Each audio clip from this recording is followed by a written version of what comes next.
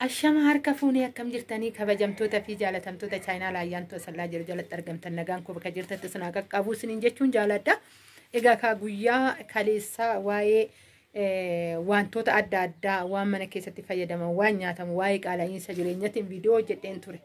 Achirratti ijoollee waa baay'ee dubbattanii turtan jechuudha. Baga dhageenyee akkanatti 150 paastaan 150 ta'ee nuun jedhanii maal nuun jedhanii jechaa turtan jechuudha. Dhugaa isaa afaan har'a suuqii keessa suuqii kaafatan tanaan dura suuqii kanarratti viidiyoo hojjedheen ture natti fakkaata.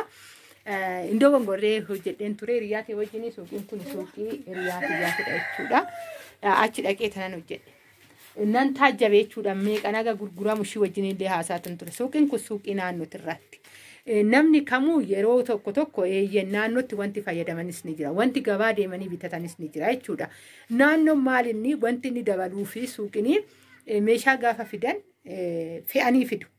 Isa san irreega keessa galfatanii daldala keessatti warri daldalatti boru seentan beekuu dandeessanii baruun illee dirqamaadha jechuudha. Gaafa kara daldalaa dhuftan meeshaa tokko irratti qabachuun dirqamaadha. Sababbiin isaatillee tiraanispoortiidhaatti baastee fidda waan ta'eef jechuudha. Kanaan wal qabsiisee waa'ee jireenya hanga kana mara akka isin biyya ormaa keessa jiraattan waan hin jirre haasa'u jechuun shaggaa hin ta'u.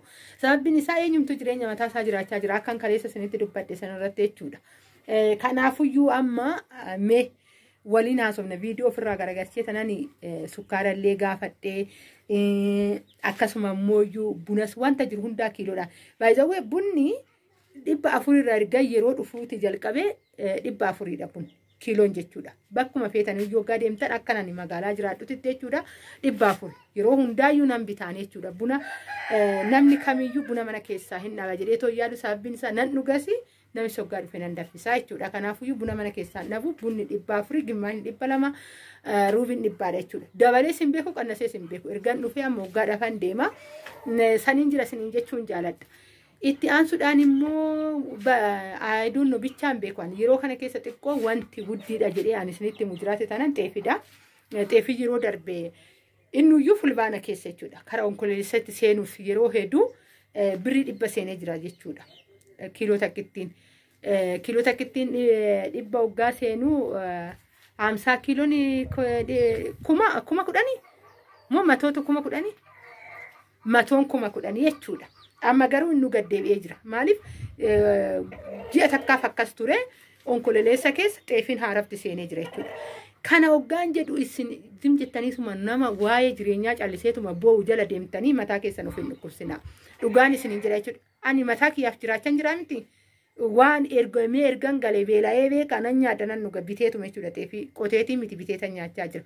Namni biraallee qotee miti biteetuma nyaachaa jechuudha. Hin jiraanna nyaachaa jirra. Garuu asirra taa'ee qaala'iinsi jireenyaa waan biraati karaa biyyaan nufinaa guduuffadhaa maal jedha hojjettanii jirtan sirriidha.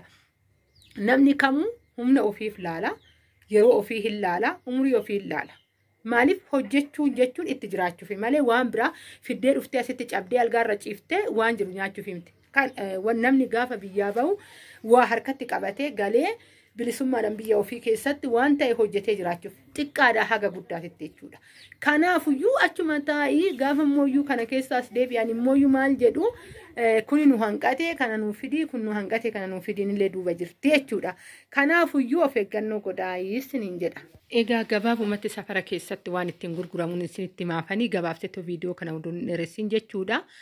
Misirri 100 fi haga 50 haga 40 gurgurama. Misirri darajaa qaba jechuudha. Ruuziin birrii 80 gurgurama. Ijoollee dawaqeetiin iyyuu birrii 83 samuuna faasigaa san jechuudha. Haga birrii 90 daakuu duqeetiin iyyuu kan deeme. Buna kaa duratti iyyuu isinitti dubbadheetan jira. Haga ammaa 400 jira jechuudha. Paastaan akkuma kaleessa irratti dubbadhetti safarattuun isiniin jedha. Safarri kaa maallaqa hawwataa tiraanispoortii achi immoo gizee fidu baajaajii yookaan immoo ishii wanni kottee sadii deemtu kana itti walitti reeggateetidha kan baafatu. Garuu karaa magaalaa gaafa sokkitanii too bittanii kanarra gadi deema. Namni tokko immoo bakka isaa mijateetti bitachuu hin danda'a. Safara keessatti suuqiin nama barbaachisaa eeyyeen waan xixiqqaa bitachuuf. Garuu gaafa waan gurguddaa bitatu karaa magaalaa waggaa deemte tiraanispoortii wadhaan wal qabatee meeshaan bittu keessatti wanti siyaafu baay'een ni jira. Ofiis sodaatinaa isiniin jechuun jaaladha.